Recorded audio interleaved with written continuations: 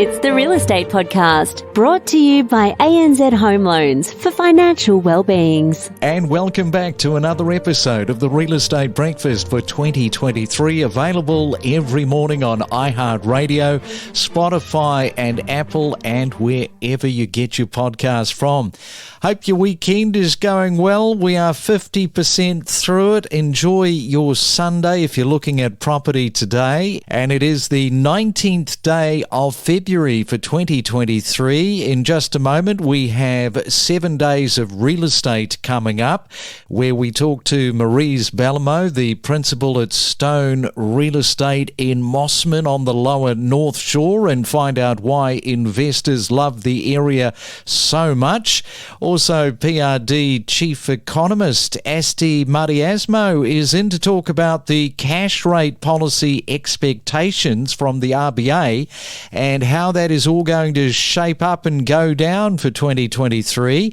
Carlos Cacho from Jarden is talking about Sydney's decline this morning in property price values, but he does have some good news, a prediction that prices could start to rise back up again in 2024.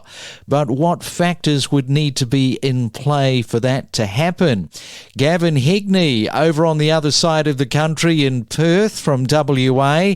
He's going to be talking about the 2023 Perth property market and is it a good time to invest in WA? And we also catch up with Eric Murray on the Sunshine Coast about a couple of hidden suburbs, and they are along the stretch of beach between Caloundra and Mooloolaba. So that is all coming up this morning on 7 days of real estate. It's your weekend real estate podcast. And if you're celebrating your birthday today for the 19th day of February, happy birthday to you. You are sharing it with Smokey Robinson, the singer. He is turning 82.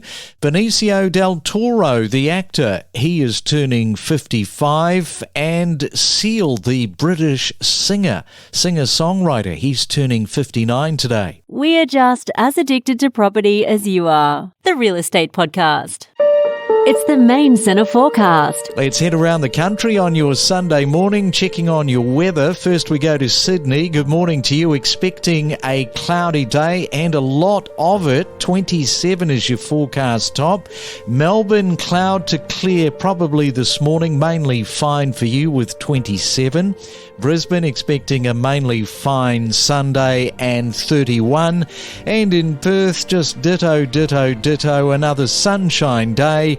Plenty of blue skies and 33 degrees. Enjoy your morning coffee. It's your real estate weekend podcast in review. I understand that you are a valuer as well, so that would keep you pretty busy, wouldn't it? Yes, look, I mean, primarily I just work as a running the business and as an agent listing and selling, but yes, I am a valuer. The benefit of that is just wonderful. It's kind of a twofold angle when I'm giving people property advice from the sales side of things, and it's almost as if saying, well, left brain, super analytical, facts, figures driven and based, and your right side is marketing and creative and strategy.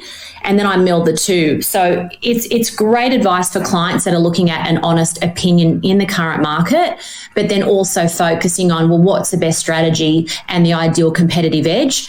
So yeah, being a valuer, Craig, it's extremely beneficial being an agent in this area and marketplace. You know, that's something I did, over 20 years ago now, and it's been wonderful. Really good asset to have under my belt. It's held you in great stead. And let's just talk about these empty nesters, because I would imagine that there's a number of these empty nesters because you'd have your fair share of them. Yeah, look, I have to say an attraction agent I am is really to the empty nester market. I've got a real soft spot for them. It's progressively for them. They've been in their home for such a long period of time, really seeking good sage advice from a trusted advisor in terms of they need to downsize. Do they downsize first, then sell the family home, or vice versa? So it's something that I'm really passionate about in just helping and guiding people. A lot of them are on their own or they're widowed. note. So that's such an integral part of my job and daily life, guiding them through what way is going to assist to get them out of the home. And sometimes too, Craig, overwhelming. They don't know where to start. They've been in the house for, recently I had 46 years in the one family home and she's on her own. Kids are overseas. So look, it's a big part of the role that we play and so much responsibility, but I just love it. You've been doing this for, did you say 23, 24 years? Something like that, long time. It's a long time, Marize, and I talk to a lot of people, principals, top selling agents around the country, and you've got a lot of enthusiasm still coming through after all that time. So you're a people person, I can tell, straight off the bat. Oh, thank you. I am. And look, I think the thing is for me, it's a lifestyle choice. I mean, I've got 2 children, been married for 20 years, but yes, this is all I know. And I just, every day I sincerely get up and I can't wait to get to work, guide my team, run the business, grow the business. It's something that comes naturally to me. And, it's not an easy gig. It's a tough gig. This industry is not easy. It's not for everyone. So you've either got it or you don't. And for me, it's just naturally, it's a joy every day. And I mean that genuinely. It's your Real Estate Weekend podcast in review. What do you think the cash rate policy expectations from the RBA are likely to be for the rest of 2023? The cash rate hike that we saw last week was the 9th consecutive. And it actually broke RBA's own record. The last time that they rose cash rate successively, it was 7 times back in 2009, 2010. So they've never actually done 9 times consecutive before. So it is quite historical for them itself and therefore for our economy. But if we look at the policy rate expectations as of the Statement of Monetary Policy, February 2023, there has been a slight change compared to November Statement of Policy in 2022. Beforehand, in November, the RBA estimated that rates is going to peak at about 4%. And it'll settle back down to just under 3% in 2024. Whereas now they've predicted that it'll go into a peak at about 4.1, 4.2, another 0.2 sort of increase from November, and settling to just above 3%.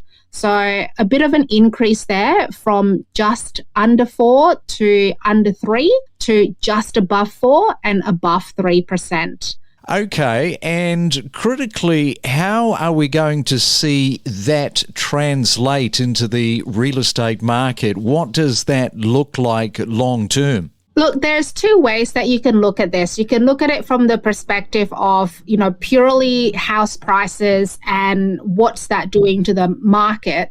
Or you could look at it from the other perspective, which is like, how do we compare globally? From a global perspective, even though our cash rate peaks is higher, that's what the RBA has predicted, it's actually lower than the cash rate peaks that is predicted for New Zealand and USA, which is just above 5%, or Canada and the UK, which is just under 5%. So you're talking about 5% for other developed countries, whereas Australia is sitting at 4%. So if you look at it from that perspective, it gives you a bit of an idea that we might still see quite a lot of international investors coming into the market because our cash rate and therefore our interest rate with the banks and the loans and everything is still lower than their own banks or their own loans.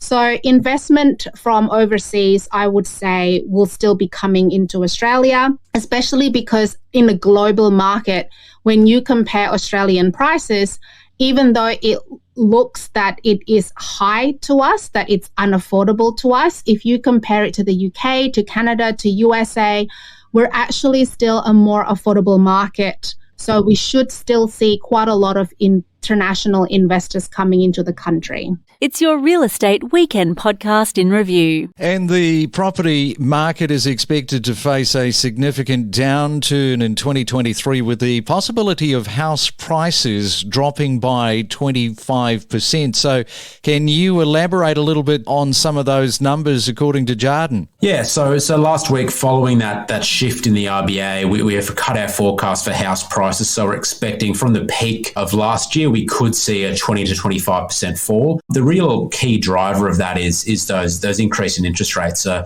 4% cash rate is going to reduce how much borrowers can borrow from the bank by over 35%. And that just means they're not going to be able to pay the same prices that they were willing and able to pay in 2021 and 2022. And so we do expect that's going to flow through to property markets around the country further this year and see prices remain on a downward trend for most of 2023.